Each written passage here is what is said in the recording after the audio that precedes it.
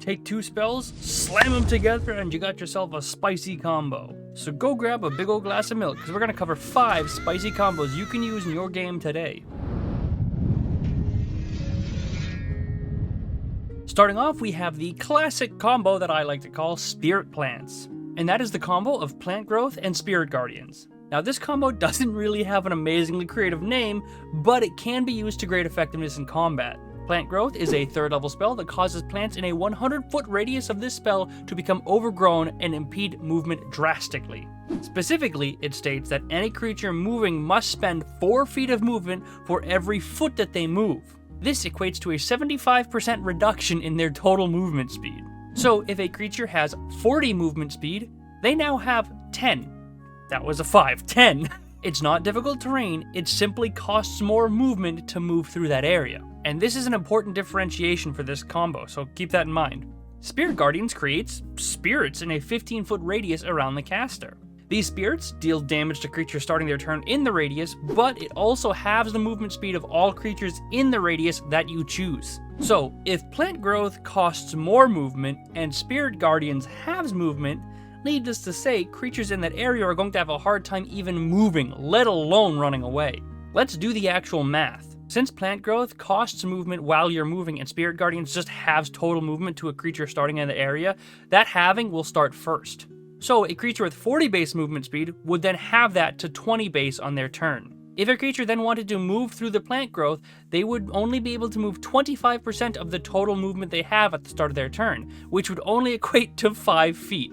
So when this combo is used, a creature with 40 movement speed or less cannot physically move more than 5 feet unless they dash, which they can only do to increase their movement speed to 10 feet. Theoretically, this combo allows the caster of Spirit Guardians to keep enemies in range of the Spirit Guardians while at the same time skirting melee distance with them, making this combo stupidly effective against melee combatants. And if you want to be really mean, you can stack difficult terrain on top of this, since neither of those spells technically mention it's difficult terrain. So if you need to lock down enemies, be sure to pull out the aptly named Spirit Plants combo so you can lock down the battlefield with ease. Moving on to our second combo, we have a suggestion from our community Discord by Keep On Trekkin', and I'm pretty sure that's how you pronounce it.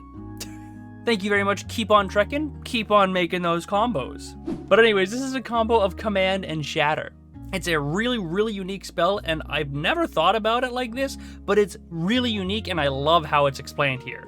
The combo really is meant for humanoids wielding weapons or enemies that utilize things like swords, shields, or normal armaments. Command allows you to command a creature to do one simple task in one word, so effectively you can do things like dance, halt, flee, or drop.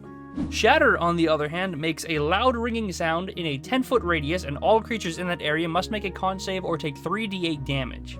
However, a lesser known effect of this spell is that non-magical objects not being carried or worn also take damage from this spell. So, you simply command the creature to drop what they're carrying, be it a sword, shield, or whatever, and then cast Shatter in that radius. Not only will you deal damage to the creature, you will also deal damage to that dropped item. And according to the SRD, the material provides the AC and the size provides the HP of any object in D&D. AC wouldn't necessarily matter since it's a con save, but assuming it's a sword or a shield, it's likely made of iron or some sort of metal, and it's a medium-sized object, meaning it would have roughly 19 AC and 4d8 hit points. And one could argue that a sword might even be a small object, because in the book it actually states that other objects in the small category are things like a lute, which is pretty comparable to the size of a sword, giving it instead of 4d8, 3d6 hit points. So if you cast Shatter and utilize the numbers for objects provided in the SRD, it is highly probable that you will destroy those baddie swords, or maybe even a shield depending upon how your DM rules it. And just to clarify, this combo 100% works with Raw. The only thing up for debate here is roughly how much HP a sword or shield might have based upon their size. That being said, I still suggest double checking with your DM since some may be adverse to the amount of fun this combo provides. But speaking of fun, think of all the fun you'll have when you like and subscribe. We have spell combos, we have magic items, hell, I even have videos where I wear a fake beard and talk in a funny voice. If you want to take part in the fun, go ahead and hit that subscribe button and then hit that bell button over there so you can be alerted when we post new videos or go live. And for added fun, I invite you to take part in our Theater of the Mind. When you click the bell, you can even make a fun ding sound for added immersion and extra endorphins. Wow, talk about fun. Be sure to tell me all about the fun in the comments below. Whew, okay, that was a lot. Let's take a quick woosah moment. And back to the video. Moving on to the third combo, we have Mind Sliver and Tasha's Mind Whip. These two spells alone are super strong for a few reasons, so let's go over each first. Mind Sliver is a cantrip that forces an intelligence saving throw or takes psychic damage and reduce the target's next saving throw by 1d4. Tasha's Mind Whip is a second level spell that also forces an intelligence saving throw, dealing more psychic damage, and the target cannot take reactions and only gets either one action, one bonus action, or movement on their turn. Specifically, the target can only choose one of those options, action, bonus action, or movement on their turn. This combo is super powerful for a couple of reasons. One, it utilizes intelligence saving throws, which is statistically the weakest save in all of 5th edition. Two, it cripples enemies' action economy. And thirdly, it stacks on high probability of failure.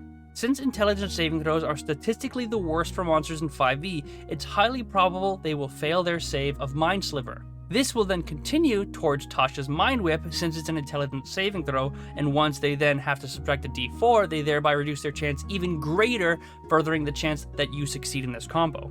And considering Mind Sliver is a cantrip and Tasha's Mind Whip is a 2nd level spell, it has a very, very low barrier to entry. So just remember this combo the next time you're dealing with a single powerful enemy. It's very effective. Next up on our list, we have a very, very fun one that I like to call the Bestial Bomb, and that combines the Druid's Wild Shape or Polymorph with Misty Step. Wild Shape and Polymorph are pretty self-explanatory, but it allows you to transform into a beast of some sort. Polymorph is the stronger option for this combo, but Wild Shape also works at earlier levels, but it's really up to you how you want to pull it out. Misty Step, on the other hand, allows the caster to teleport 30 feet in any direction to an unoccupied space. If you don't know where I'm going with this, allow me to elaborate. First, teleport 30 feet directly above the enemy. Second, polymorph or wild shape into the largest creature you possibly can. Third, fall on top of your enemy, crushing them underneath your new form. Yep, and that's the Bestial Bomb. For all you Naruto fans out there, sorry to disappoint. Now, any 3rd level druid can wild shape into a large-sized creature. Comparatively, a large-sized creature is 10 by 10, which you can use for this comparison. So that's cool, but it can be better. By the time you get polymorph, you are level 7, meaning you could technically polymorph into a creature up to CR 7.